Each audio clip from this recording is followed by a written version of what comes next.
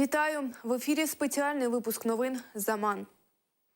Безстрокова громадянська блокада Криму триває. 20 вересня опівдні почалася акція з блокування вантажного транспорту, що прямує з Криму із України на півостров з продуктами і товарами.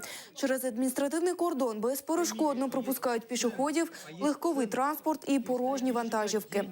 Зранку у черзі до Криму на пропускному пункті Чаплинка стоїть 83 фури, на пункті Каланчак – 114 фур. Через це серед водіїв вантажівок зростає напруга і невдоволення, повідомляють Кримреалії. Ребята, ну поймите, пока у нас кастрированное правительство, пока оно есть кастрированное, иначе его не назовешь. Ничего не будет, мы сами это государство. Вот это мы и наводим. Мы это государство. Мы все время, в большинстве выгодно было, все равно возили на Россию. Тот же помидор, тот же лук. Рынок Донецк ушел, Крым. Это, представьте, сколько населения. Сколько потреблял один только Донецк, Луганск. Всього за вчорашній день на материкову Україну проїхало 54 порожні фури, 18 добровільно повернулися в Україну. На пропускному пункті Чонгар вантажівок немає. Наразі з нами на прямому зв'язку знаходиться наш кореспондент Наталка Калінка. Вітаю, Наталка, яка наразі обстановка на Чонгарі?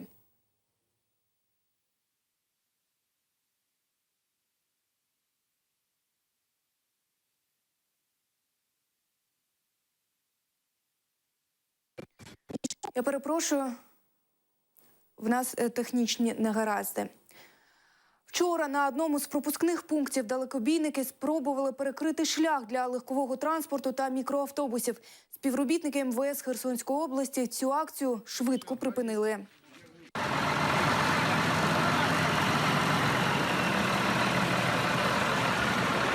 Ой, камера не подсказывает.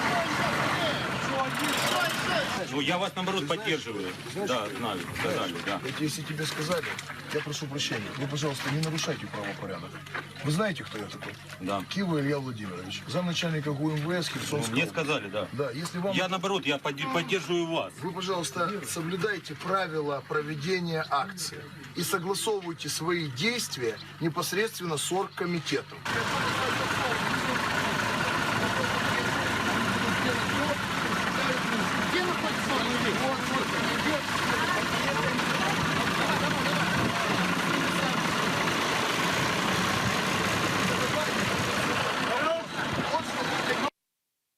Лідер кримських татар Мустафа Джемілєв заявив, що провокаційні дії протестуючих проти блокади в Криму координувала російська поліція, а учасники протестних акцій залежні від влади. Вчора в Бахчисараї та Сімферополі члени раніше невідомої організації «Народний самоконтроль» провели акції проти продовольчої блокади Криму та її ініціаторів. Зокрема, пікетували будинок Мустафи Джемілєва в Бахчисараї, а в Сімферополі – офіс компанії «Сім-Сіті Транс», де і раніше розташовувався телеканал АТР.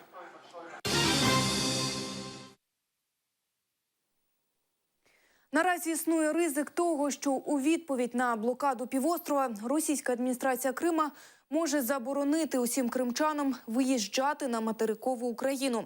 Про це заявив член Національної ради України з телебачення і радіомовлення Сергій Костинський. Зокрема, він каже, що мета цього – звичайний шантаж.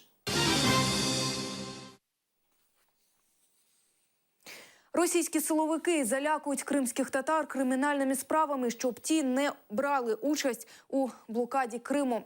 Про це заявив перший заступник голови Меджлісу кримсько-татарського народу Наріман Джелял. Він розповів, що у неофіційних розмовах силовики намагалися вплинути на нього і через нього на інших активістів. Я получил своеобразное предупреждение. То есть не я лично, а через меня постарались передать остальным, что все, кто из Крыма поедет участвовать в гражданской блокаде Крыма, столкнутся с преследованием со стороны силовых органов Крыма, вплоть до открытия уголовных дел, так как, по их мнению, данная блокада направлена против государства Россия. Фактически, я считаю, это своеобразный способ давления И я не исключаю, что если ситуация в результате блокирования Крыма будет обостряться в Крыму, то силовики найдут в кавычках вот таких вот виновных лиц, чтобы отбить охоту у желающих поддерживать эту акцию или фактически оказать такой шантаж на организаторов этой акции.